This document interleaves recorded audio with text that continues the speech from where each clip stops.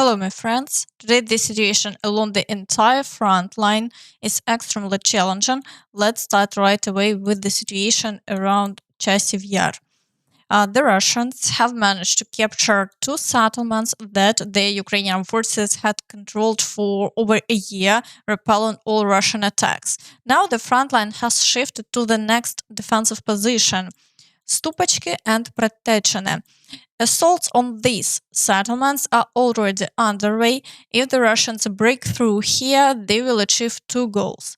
On one hand, they will move closer to the outskirts of Kostiantynivka, and on the other, they will create a semi-encirclement of Chasiv Yar.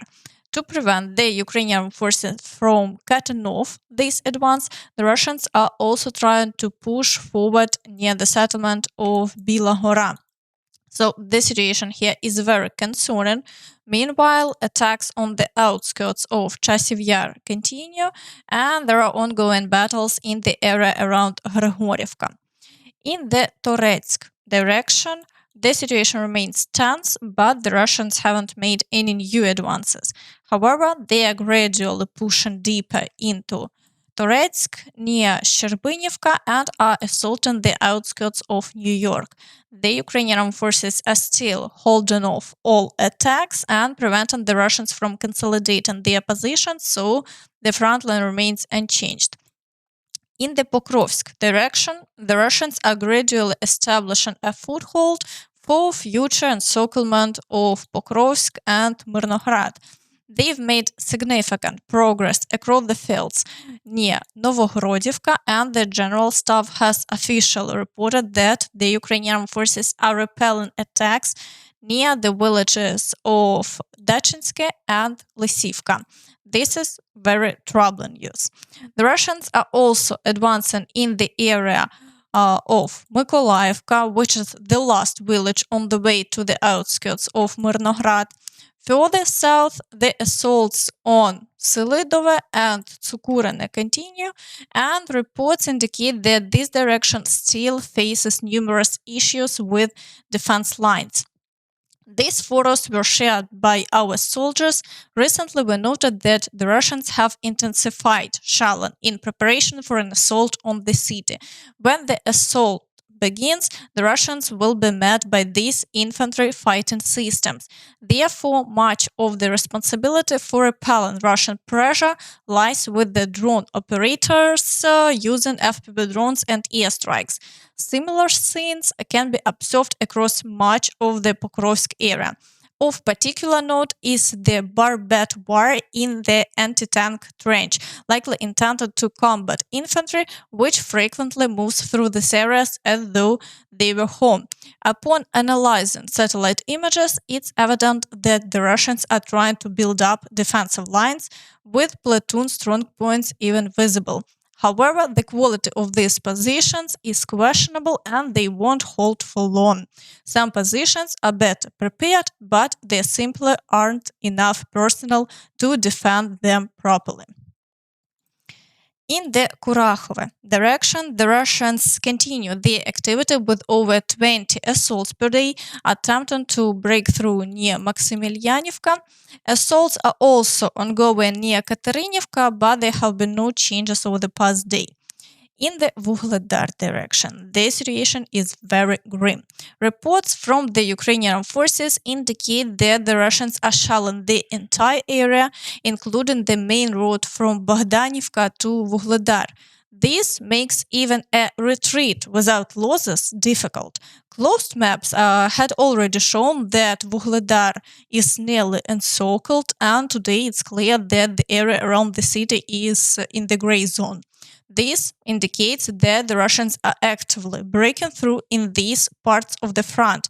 The Ukrainian forces are, of course, trying to destroy them, but due to the overwhelming number of Russian troops holding the defense here is extremely challenging.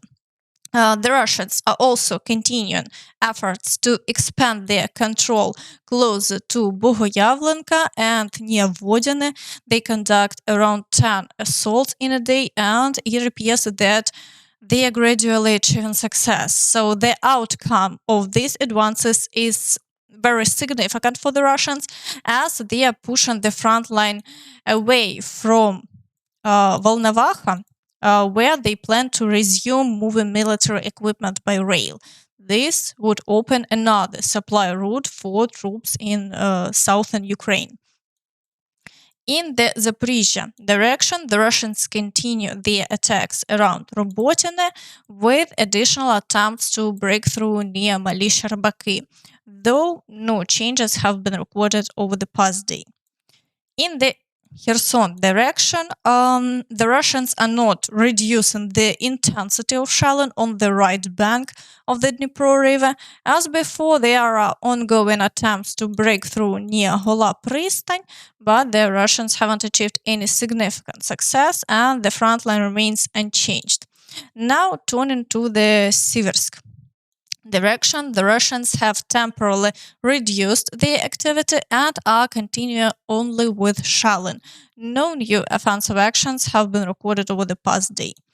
In the Kremina direction, the Russians continue their assaults on Nevsky and are trying to regain lost positions near the village of Terne.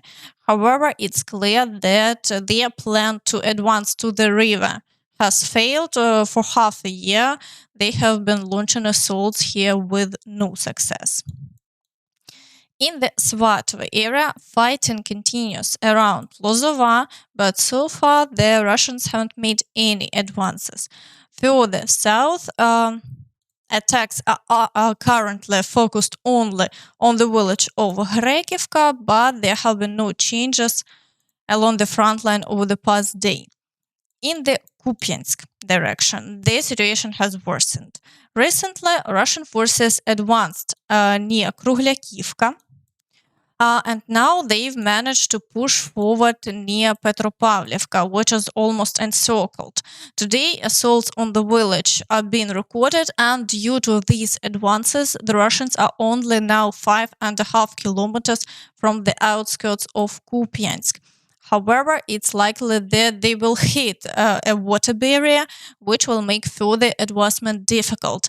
Nevertheless, the situation is clearly deteriorating. Russian experts have stated that they aim to reclaim all the territories lost during Ukraine's first counteroffensive. Yet, if we compare their current position with where they were when these areas were originally taken, the front line hasn't changed significantly, even considering today's gains. This shows that the Russians' progress has been minimal. At this rate, it would take them years to recover all lost territories, even reaching as far as Izum. In the Kharkiv direction, Russian activity has decreased, but shelling of the Kharkiv region continues. Yesterday, 3 people were killed and several others injured in a Russian strike on Slatine. As for offensive actions, fighting continues near Vovchansk and the village of Tykha, but the front line remains unchanged. In the Kursk direction, things remain stable for now. Russian forces continue shelling, but there are no new offensive actions. Analysts report, however, that Russians are building reserves for a new wave of counterattacks in this area. The enemy continues to form reserves likely to address the Kursk issue. At the same time, they are trying to create favorable conditions for this using the Suja tactical grouping already deployed in the area. It seems that the core of the Russian airborne forces preparing the ground for this will be the 106th Airborne Division, which has probably already handed over its sector near Kramatorsk to the brigades of the 3rd Combined Arms Army and moved most of its forces to the Kursk direction. We'll see how events develop. Meanwhile, to support Ukraine's fight in the skies, the Netherlands is transferring its F-16 fighter jets to Ukraine. The Netherlands has officially bid farewell to its legendary F-16 fighters, which have defended their skies for over 45 years, Dutch Minister of Defense. Now they embark on a new mission to defend Ukraine.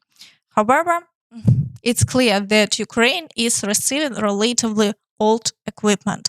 Modern aviation is not on the table, making it difficult to defeat Russia. Moreover, Ukraine's air force numbers remain low.